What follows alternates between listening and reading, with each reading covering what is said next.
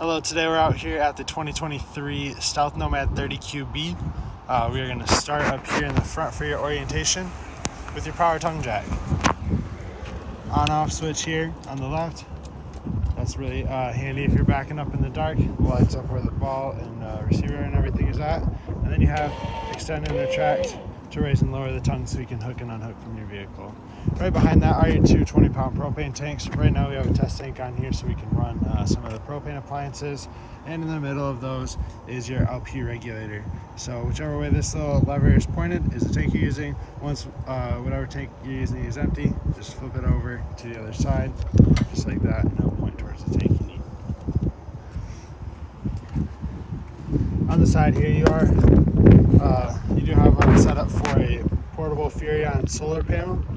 So that'll just plug in right here, set the solar panel up on the ground, and that'll trickle charge your batteries.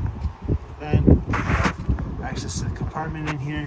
You have a crank here for the jacks, and that crank also will work on your tongue jack. If it were to fail, you can remove this rubber cap here and crank it up or down with that crank. You can also see the battery box hidden in there. Come around to the side.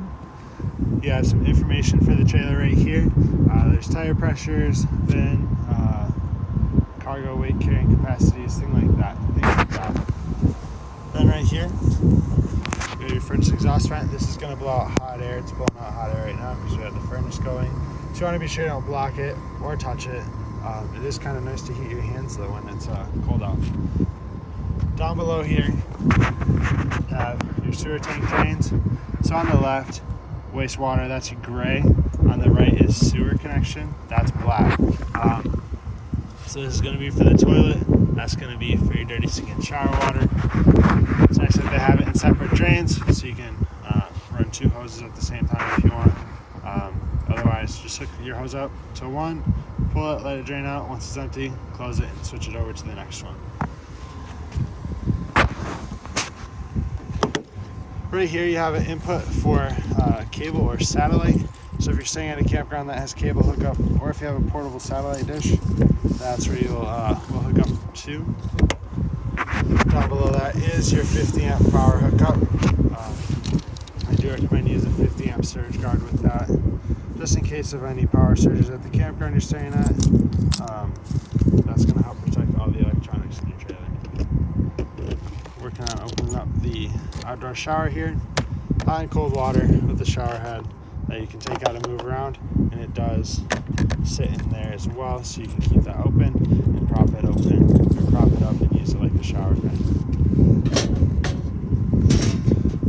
Right below that is your water heater. This is gas and electric. Right down in the corner here, you have the switch to turn it on electric, and then inside will be the switch to turn it on gas.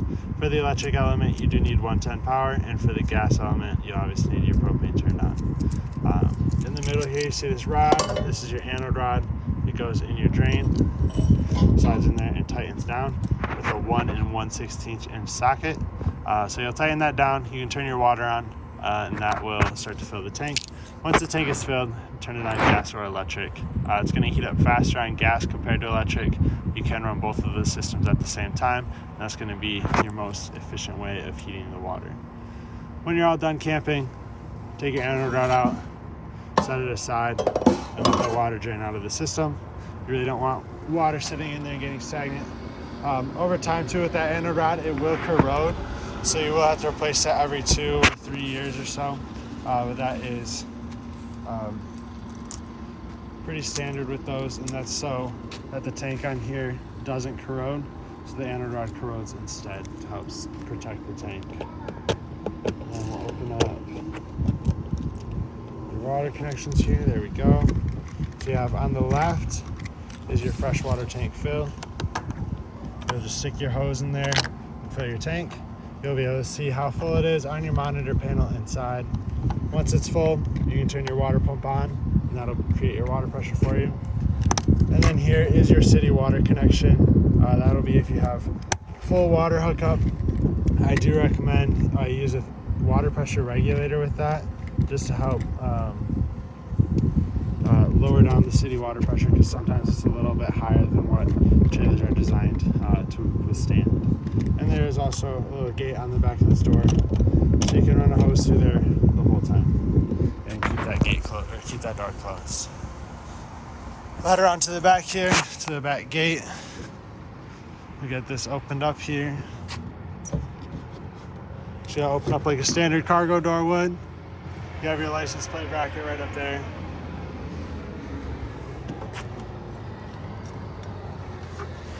Alright, pull this down.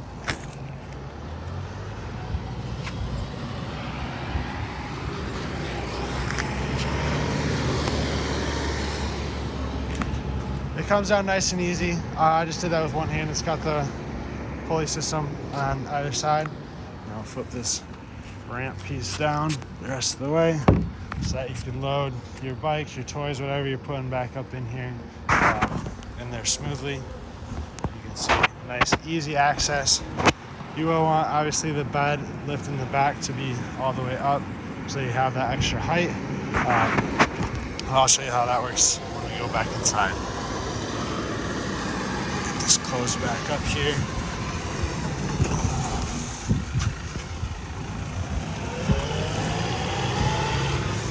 Nice and easy.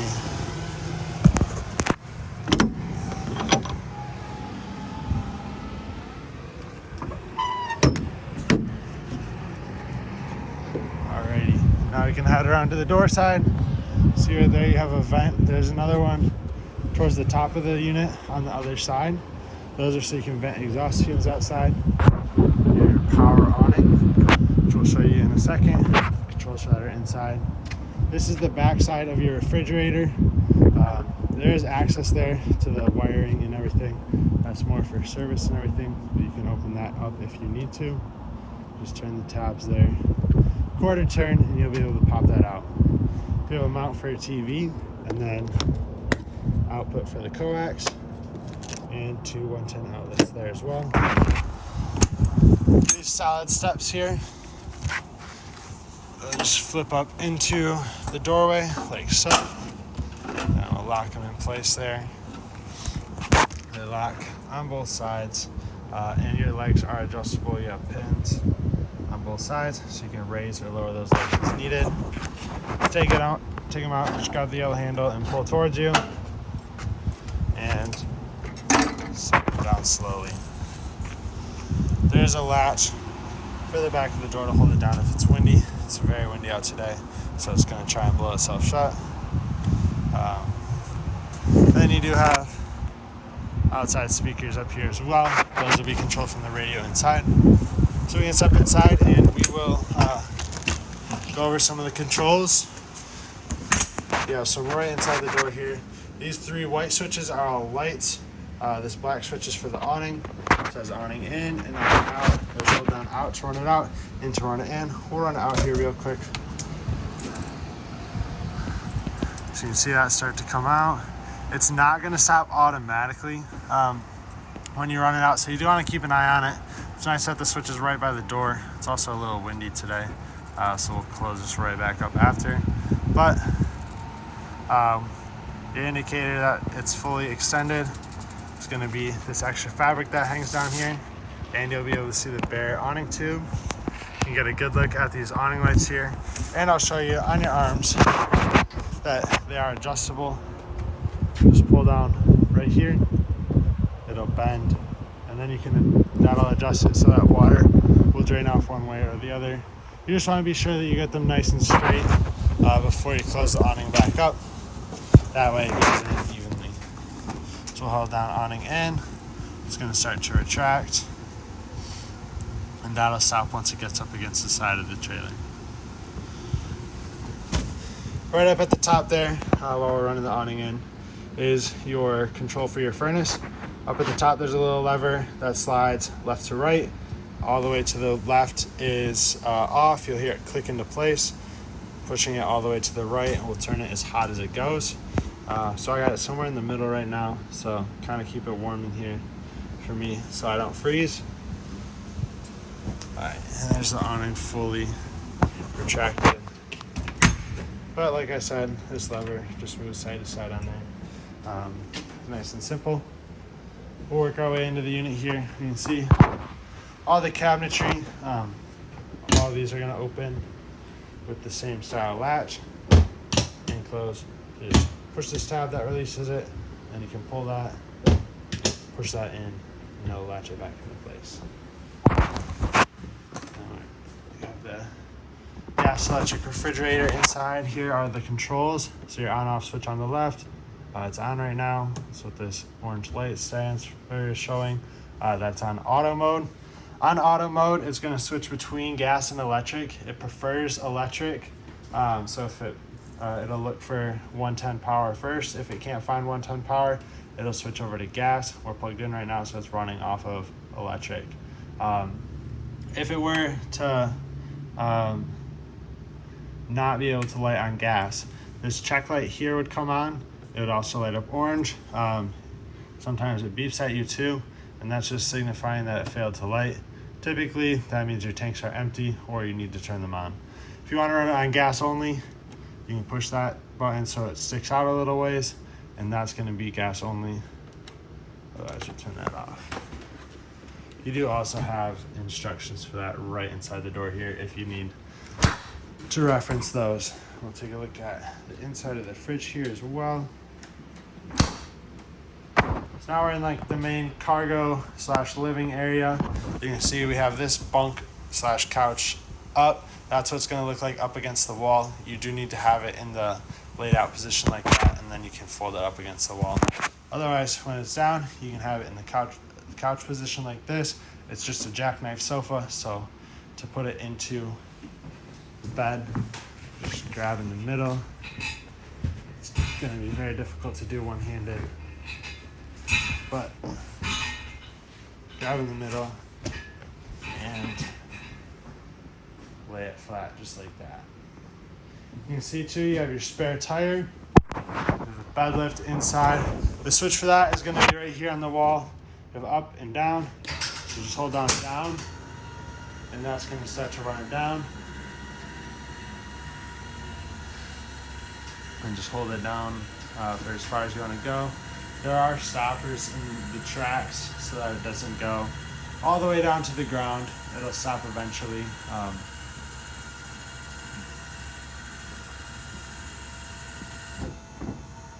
So there it goes, that's stopped. And you can hear the motor still going. Those are going to go a little bit further. There are some instructions right here too. Generally, those are for if there were 2 bunks on here. They use the same style system if there's 2 stacked bunks here. But if you wanted to, there's not really any reason to, but these are the levers on all 4 posts. You can flip them over like that so that the long end is pointing out. And when you do that, when you run the slide out back up, it's going to lock when you run the bed back up, it's going to lock the bed up in place, and you can freely move the mechanism up and down still with the bed being locked up in place. But like I said, you only have a single bunk on here, so that's not really necessary, but it is a feature that's on there. We're going to run this bed back up, so we'll hold on up. It's going to take a second for that lift to get back up to the bed there. And now it's going to pick it up. Before I run this up all the way, take a look at your bed back here. It's just a crank, so you just twist that to open and close it. With all your ceiling vents in here, you want to be sure that they are closed for travel going down the road so that a gust of wind doesn't bend them or rip them off. And of course, you want to be sure that it's closed if it's going to rain. All right, next we'll head over to your vent in the back here. I mentioned this when you're outside, but you just slide it along the track. It's got little notches that it'll fit into. You can do that either way, so it's angled this way or it's angled this way. That is going to work the same as this one right up here. And just have one on both sides. We can see your TV is right here. All the connections are right behind it. See this green light here is on. That's for your antenna booster. So when that green light is on, your antenna is on. If you're hooked up to cable or satellite, just push the black button and that'll turn it off. If And you do also have an option for a 12-volt hookup here, so you can have a 12-volt TV. On the side here in your kitchen, you have a couple more controls, as well as 2 USB chargers. This switch in the middle here is going to be for the water heater on gas. So if we flip that on, this light is going to come on. It says reset. Once the water heater lights, that will turn off. But I don't want to light that without water in the tank. Right here is the monitor panel and the switch for your water pump. So that's what this is right here. And then you have your levels of your battery, fresh, black, and gray tanks. Those are going to darken as they fill.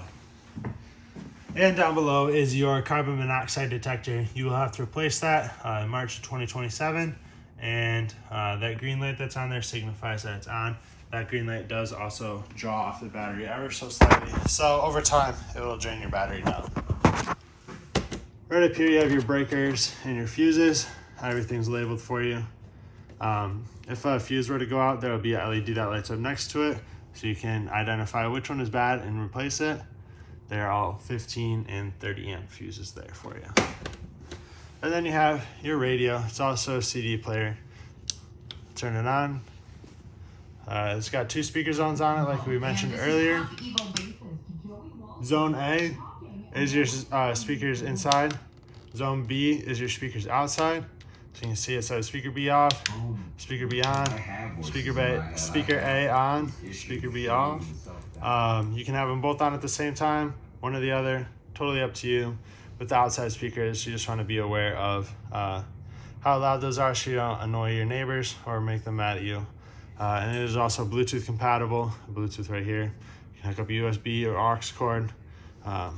Input for that is right down there and right here. You have a 2-burner stovetop here. Light it, turn it to light. And then you have the igniter in the middle. See if we can get this to light here. There that goes. Yeah, that one goes. So sometimes it takes a couple tries. Usually you just gotta wait for the gas to cycle through the lines for a little bit. But then you can adjust the flame setting on there. And off. With this cover, it's got a little caution for you here. You can only close it this far if you don't pick up on it. So you want to pick up on that so that those hinges don't get bent. I'm going to leave this open though since the burners are a little warm right now.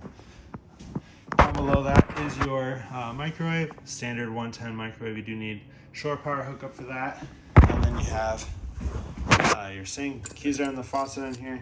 Purple keys are going to be for the entry door. And for the slam latches on the front compartment. And then you have these silver keys. Those are for the other compartments in the outdoor shower that we saw earlier when we were outside. We'll work our way into the bathroom here now. So you have your shower, toilet with the foot pedal flush. Halfway down on this brings water into the bowl. All the way down flushes it into the toilet. And then you have 2 similar accordion style doors here. Just unsnap those to unlock it. And that's going to fold out. And it latches in place right there, just like that. And then in the bedroom you have the sink, the little wash sink there for you. You have the queen bed. Up top you have one of your 2 air conditioners. Both of your air conditioners are going to work the same. You have the one in here and the one right up there. You have temperature dial here. It shows red. That's not going to actually blow out hot air. It's just going to be warmer. And the dial to turn that on and off. And go between different settings. So you have fan settings on there as well as AC. And then open and close your vents in the front and the back. And then behind these 2 covers, you have filters in there, which you can take out, clean, and reuse.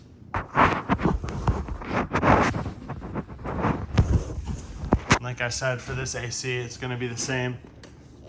You go through your fan speeds first, let it cool. That's going to be the same thing with the vents on the front and back, and the filters on the sides. But that is going to be everything for this trailer. I want to thank you for watching. Hope this video helps.